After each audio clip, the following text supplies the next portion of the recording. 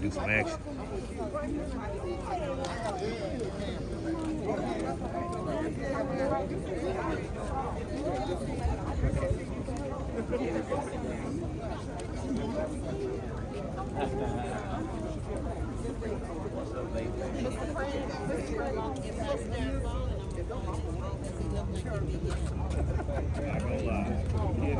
Hi. Hi. Good afternoon. Good afternoon. My name is Natasha Dunn, Natasha and I want to start by saying this is South Shore. These are neighbors. These are invested stakeholders. These are friends. We have a few of our Woodline friends here that are also neighbors. We love our community. And there's a misperception that the Black community just sits around and allows violence to happen, and we don't care too much about the education of our children, but we do. We work hard, we work diligently, and we volunteer our time because we want to see our community just like communities on the north side. We want to be able to have the same resources, the same access to jobs and opportunities as other communities. That's right. So today I stand before you because members of the Black Community Collaborative, South Shore constituents, and stakeholders are extremely dismayed by the City of Chicago's inability to control and develop safe parameters around housing migrants that have been transported here from the border. Our specific frustration lies in the continuous and blatant disregard for the safety and overall quality of life of Black residents, as many of these migrants have been dumped in our neighborhoods without a plan in place to monitor and house them long term. They have intentionally created barriers to impede participation in a decision-making process around the public school buildings we pay taxes to maintain, and that they unjustly closed, and ignoring the community's plea to keep them open. Communication regarding meetings that have been held have been lackluster. We found out about the first meeting in South Shore via the mayor's Facebook page and by word of mouth through text messages and just people, because our community is this. We talk to each other, we are informed, and we talk to each other, bottom line. This engagement tactic is very poor, and it ultimately leaves working class and our elder constituents, because this area has a lot of elder constituents who are not on social media. That's not fair to them, but that was intentional, we believe. Additionally, they made capacity limits for the meeting. By the second day we found out about the meeting, it was stated that the meeting was full. So people were complaining that they didn't have access to a meeting. What kind of Jim Crow stuff is this? All Black stakeholders that have concerns should have been afforded the adequate space and notice and decision which ultimately impacts the value of our land, safety, and peace. We have been redlined, Jim Crow, pushed out enough. During the meeting, the city again attempted to limit our ability to let our voices be heard. City officials stated that they would not allow us to speak and only to read answers that the panel chose to read. We wasn't having it. No, that's right. So when you saw on the media people upset, we were upset because we were gaslit before we even started the meeting. Specifically, the chief of the Office of New America's Nubia was extremely disrespectful to our community's culture and standards. She had a lack of respect for us in the meeting, openly. And it wasn't just South Shore. It was reported she did this in Woodline as well. They turned off mics of people who was concerned and speaking their voice. That is completely unacceptable. Finally, Black Chicagoans have been living in a state of crisis for years and have yet to receive quality city services and resources we need and deserve to stop the crisis. While we have empathy for the humanitarian crisis, Our priority is the humanitarian crisis that we have suffered from for generations, and we do not have the capacity to bear this burden of migrants that are facing today. Here's why. Currently, 73% of homeless citizens in Chicago are African American. As we speak, there are black youth couch surfing and riding the trains for shelter. Currently, South Shore has the highest eviction rates in the city of Chicago, with black families being put out of their houses in alarming rates. 77% of homes that are foreclosed due to taxes is African Americans in Cook County. Currently, 78% of homicide shootings victims are black people. Rest in peace to the officer that just died. Rest in peace to Jaya, my son's classmate, Hadia Pendleton, and all of the innocent black children who have died in the streets of Chicago, and the city have yet to stop it.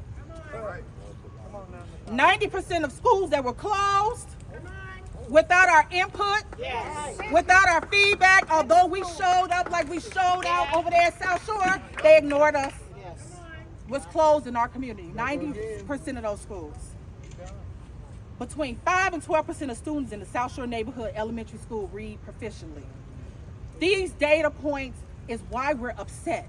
This is not about the migrants. This is about the entire city of Chicago ignoring our community. And this school belongs to us. Why? Because we fought for this school. We fought for it, we pay for it, and the alderman said she would give it to us. We allowed her to have the police academy here. Most of us didn't want it, but some of us did, and we let it go. But this time we can't let this go. We cannot keep letting go the fact that these are our communities. We're standing strong to make it a good community. And we expect the city, the state, and everyone to provide us humanitarian aid. We expect the city to work with us in an effort of creating an Office of Black Americans to address these issues. We need representation. So right now, I'm going to actually introduce you so you can learn further about our lawsuit. We had to do this. We were forced to do this. You know, it's enough for us talking. It's enough of that. We can't continue to let our elected officials lie to us. So I would like to introduce to you Frank, our attorney. I didn't want to butcher his last name. Avila. Frank Avila. Thank you very much. My name is Frank Avila. A as in Apple, V as in Victory, I-L-A. And I'm here today as the lawyer for our plaintiffs, and many more are coming. We have Natasha Dunn, Mr. Jones, and we have South Shore neighbors. And everybody here wants to be a plaintiff. Now, I want to start by saying this is not anti-immigrant, this is not anti-migrant, this is not anti-refugee. It is not. It is not. However, it appears that besides downtown, the second most biggest locations where they're putting refugees, migrants, immigrants is into African American areas. They're trying to force us out. They're trying to force us out. And that has to be addressed where it has to be put down in a more allocated area across the city and not just in African American areas. I personally am for DACA. I'm for comprehensive immigration reform, and I think we should treat everybody humanely and allow asylum seekers to come in. But it has to be done in a fair manner where they're not being overburdened in one community. Moreover, there's an equal protection argument that we have people here in this community, African Americans, some that are low income, some that are not, that have had a lack of services. And we have defunding of these communities. Some people think there's a conspiracy to push people out. And the fact of the matter is, that in 1983, the city of Chicago was somewhere between 38 to 44% African American. As we stand now, it's a third and shrinking. Yeah. The school closings were mostly in African American areas. Yes. Everything closed. The impacts of crime and other factors, the rioting, the looting, the arson affected, again, besides downtown and the central business districts, Gold Coast, it affected mostly African American areas. So we're talking about areas that have been deprived of resources. Now this school could have been repurposed for a community center. That's what we want. It could have been repurposed for a youth center. We talk about opportunities for youth, but we're not giving it them. That's right. There's also a due process issue. We want the refugees and asylum seekers and migrants to come in, but we have areas across the city where they could go. Not centralized in one community. We know a lot of them are downtown, and that's a whole nother issue that we could discuss, but not today. But most of the rest of them are coming to the African American communities. Now, there's also an issue of due process. And what that issue is there needs to be community participation and community input. If we're talking about migrants and asylum seekers that came from violent nations, that came from war, that came from poverty, why are we putting them in an area where they could be further traumatized? In high crime areas. So it's not just about the people here, it's also the refugees and the migrants and the asylum seekers and the immigrants themselves, because you're putting them in areas where there's a different culture, a different language, and they also are in an area of high crime. So we're further traumatizing them, those who may have PTSD or other issues. I'm open up to any questions or anything else, but I just want to say that I know that some in the media, some politicians will call this anti-migrant, will call this anti-refugee, will call this anti-immigrant. And it's not. But what it is trying to get some fairness. One last thing I want to say is that many of us here have parents, grandparents that were immigrants, some even undocumented, depending on where people came from. My grandparents were undocumented, but when they came here, they did not get $7,000 per month per person. They worked. They worked. Whether it was Mexicans who came from Mexico or Polish Americans who came from Poland, whatever the undocumented immigrants came, they came to work. And we cannot afford a $51 million budget when the city is hundreds of billions of dollars in debt. Pension debt, unfunded pensions, and we're talking about underfunded community with closed schools, with closed programs, with closed social services, housing issues, and the like. Natasha told you all the statistics. I won't repeat them. But when you have that many evictions and bankruptcies and crime and other issues, there are social services that are needed for low-income residents, whatever their race, for African Americans especially, who are more acutely hit in their communities, for veterans, homeless veterans, and none of these resources have been made available. So while I think that we should be open to helping people, that putting aside $51 million in a budget of a city that's billions of dollars in debt, that cannot even fund their pensions, and have people leaving the city of Chicago and businesses leaving the city of Chicago, that we cannot afford to have $51 million spent. That doesn't mean no money should be spent, but $7,000 per person per month is excessive. And that we need to address these budgetary concerns. All right. I'm going to let some other people speak. Before questions, I'm going to introduce you to Jimmy. He's one of the plaintiffs in the case. Good afternoon. My name is Jimmy Darnell Jones, but please reference J. Darnell Jones. That's J period D-A-R-N-E-L-L Jones, J-O-N-E-S. I come to this podium today with a flame that burns on the necessity of self-preservation for this community and communities like this in every other city in this country where our voices actually have power.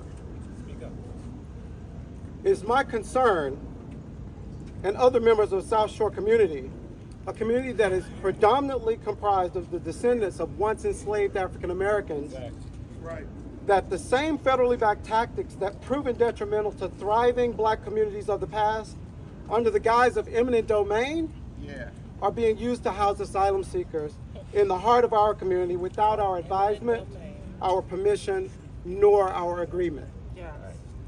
I come as a representative of this community to rebuke efforts by the Texas governor and everyone between here and there who think we will overlook this nationwide effort to use immigration as a tool to destroy our neighborhoods and water down our ability to make political difference under the guise of philanthropy and grace. Yes.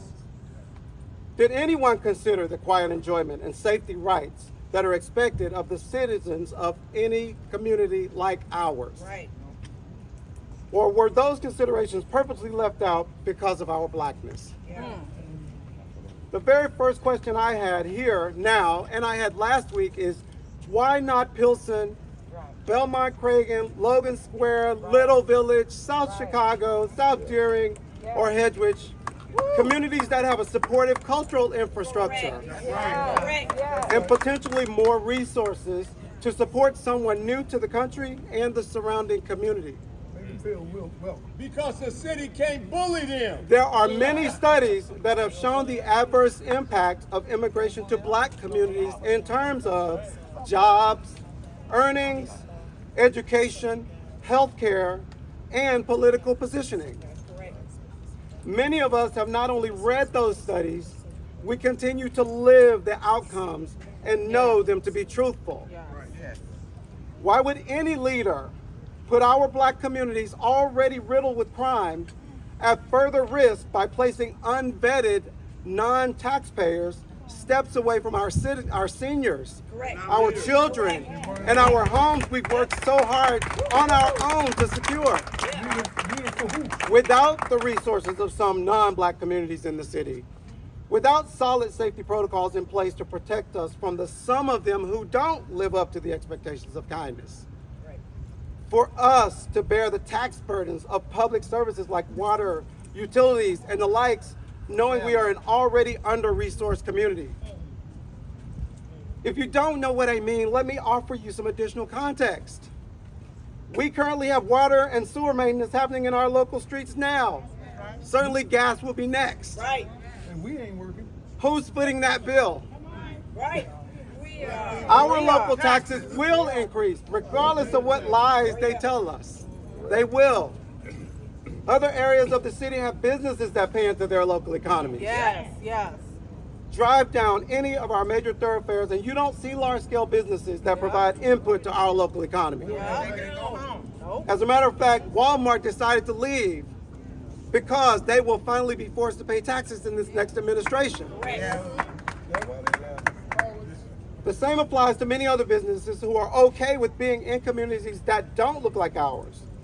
It leaves us to fend for ourselves and not have the privilege of sharing the tax burden with those who have the resources to make our lives a little easier.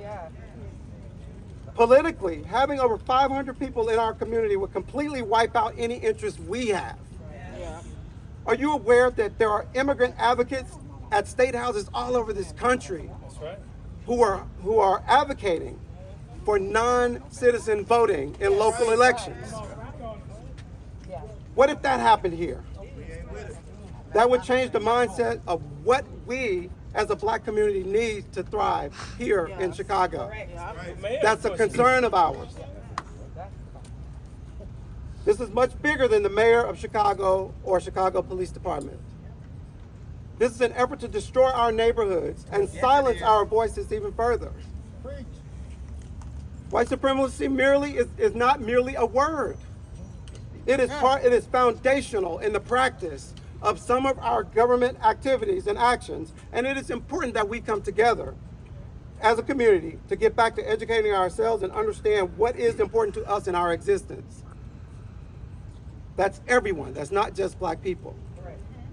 There are too many distractions in our community now, and some of them we need to overcome. We must overcome. And that is what's keeping us from preserving the greatness that those before us fought for and fought that we would continue down the line. So I say all this to say, as a community, South Shore, we are strong. We're not going anywhere. We're not going to lie down and allow this to happen. So we will fight as long as we need to fight to make sure that this does not happen. And at the same time, we will continue to pray for the people who are affected by this, who are impacted by this other than our community. We hope that they find that the city provides, or this country provides, some type of resources for them to be able to live their lives and be just as prosperous and happy as we are. Thank you. Thank you.